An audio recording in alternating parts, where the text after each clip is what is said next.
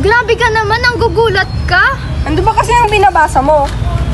Babasa akong horror, oh. Tapos mo na ba mga assignment natin? Siyempre, ako pa.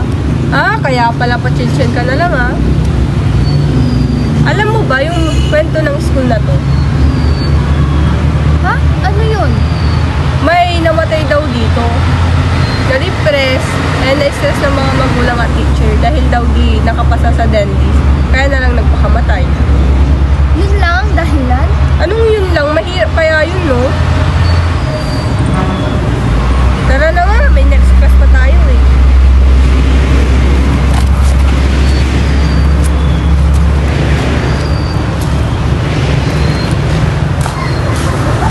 Saan school ka nga pala galing? Dyan lang sa kabilang probinsya. Bakit ka lumipat? Nalipat na rin kasi yung ibang family members namin dito. Siya nga pala si Robert, isa sa mga classmates namin. Ganaya. Siya nga pala, may klase na kami. Mauna na kami.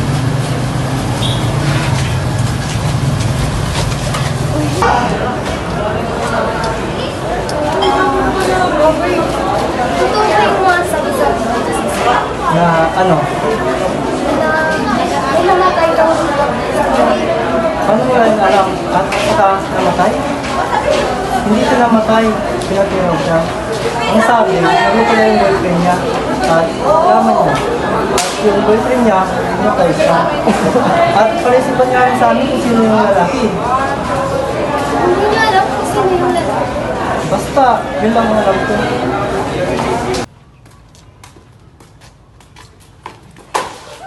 Sorry, miss.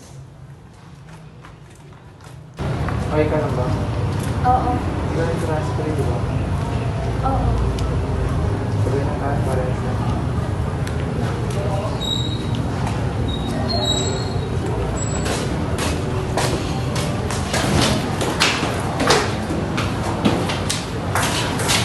Umuwi ka na agad. Huwag ka na magpapagabi.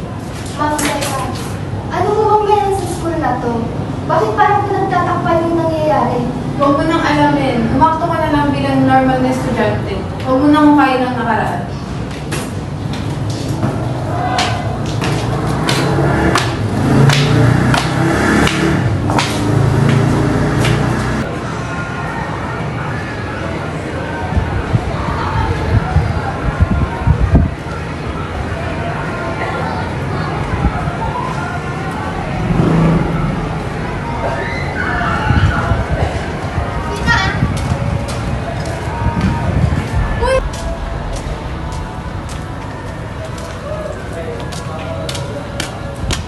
Mali.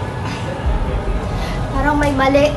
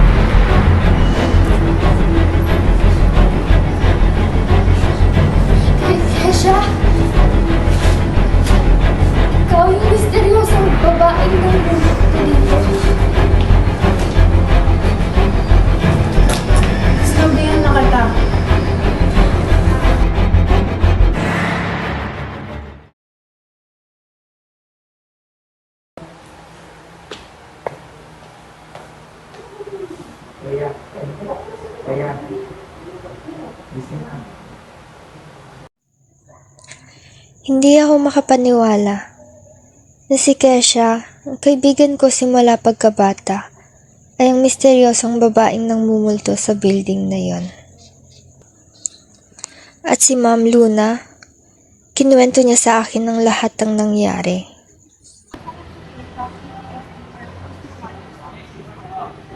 Ano? Paano nangyari yun? Namatay ang tatay niya sa gano'n ng binasa. Mawal din ang pagkadaw niya sa ordi. Nakita ko kung gaano siya ka-stress. May mga panahon na hindi na siya makausap at kumakain. Isang araw biglang pumasok siya. Sabi niya okay siya. Kaya hinayaan na namin nun. Pero pagkahapon mo, hindi na siya umuwi. Hanggang sa kinabukasan, nawagan kami na ang sabi nila kumalang na. Huli nga rin ang nalaman namin na Nung panahon okay na siya, ikaw ang mukhang bibig niya. Paulit-ulit niyang sinasabi na naiwan ko sa Eya naiwan kong mag-isa.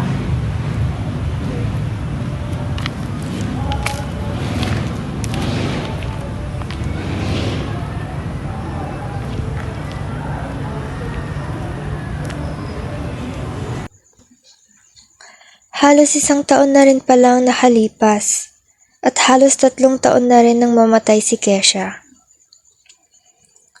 Ngayon ay tahimik na ang paaralan. Hindi ko inaasahan na sa ganoong paraan ko matatagpuan si Kesha. Nakakalungkot malaman ng mga nangyari sa kanya, pero hiling ko lang na sana ngayon ay nasa maayos na siyang kalagayan.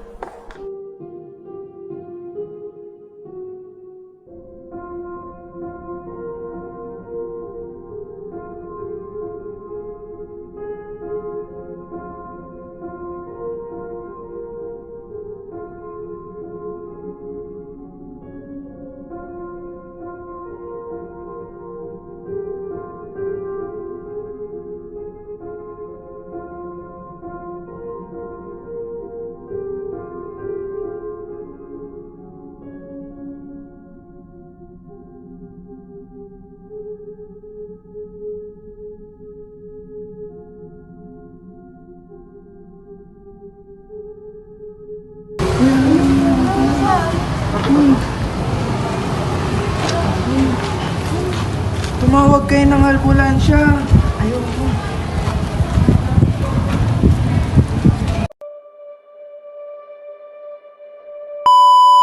1, 2, 3, go.